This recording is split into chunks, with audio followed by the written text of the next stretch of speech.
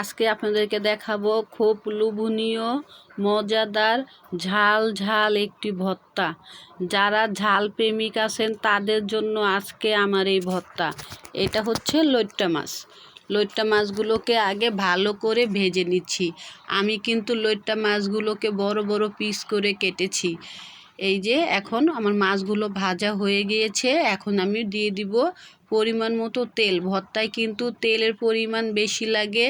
এটা হচ্ছে পেঁয়াজ আর রসুন। যেহেতু আমার এটা ভর্তায় কিন্তু কোনো মশলা অ্যাড করা যায় না।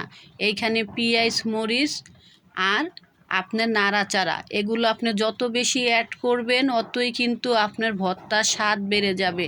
আবার কিন্তু হলুদ বেশি অ্যাড করবেন না, তাহলে আপনি খেতে পারবেন না। এখানে শুধু আপনাকে মরিচ বেশি অ্যাড করতে হবে। তেলের পরিমাণটা একটু বেশি দিলেও পরিমাণ মতো দিতে হবে। এই যে আমার মশলাটা কষানো হয়ে গেল আমার বকবক করতে করতে। এখন আমি দিয়ে দিলাম আমার লইট্টা মাছগুলো। আজকে রাজকন্যার আব্বু বলেছে, এই তুমি কি শুটকি বোনা করো, খাবার সময় তোমার শুটকি খুঁজে পাই না। সেজন্য আজকে আমি মাছের পিসগুলো বড় করে রেখেছি। লইট্টা মাছ কিন্তু খুব নরম মাছ। আপনারা চাইলে এগুলো, এই যে অল্প পরিমাণ পানি দিচ্ছি মশলার বাটিটাকে ধুয়ে, আপনারা চাইলে লইট্টা মাছগুলো খুন্তি দিয়ে ভেঙেও দিতে পারেন, কিন্তু আমি দিব না। যেহেতু আজকে আমি মাছগুলোকে বড় রাখবো, শুটকিগুলোকে। এইটা ভালো করে এখন কষিয়ে নিব। ভালো করে কষালে কিন্তু কি হবে, আপনার পেঁয়াজটা গলে যাবে। আমি কিন্তু ওখানে পেঁয়াজটা ভাজিনি, সিদ্ধ করে নিয়েছি। এখন পরিমাণ মতো পানি দিয়েছি। এই পানিটাকে এখন অনবরত যখন বলক আসবে নাড়তে হবে। এটা নাড়তে নাড়তে যে এরকম ঘনত্ব যখন চলে আসবে, আপনার নাড়ার পরিমাণ কিন্তু আরও বাড়িয়ে দিতে হবে। তাহলে আপনার ভর্তার সাইড দিয়ে পুড়ে যাবে না, ভর্তার কালার সুন্দর হবে। আর এই জিনিসটা যত ভাজা ভাজা হবে গ্যারান সুন্দর বের হবে। দেখেন আমার পেঁয়াজ রসুন কি সুন্দর তাকিয়ে আছে, উপরে তেলও উঠে আসছে।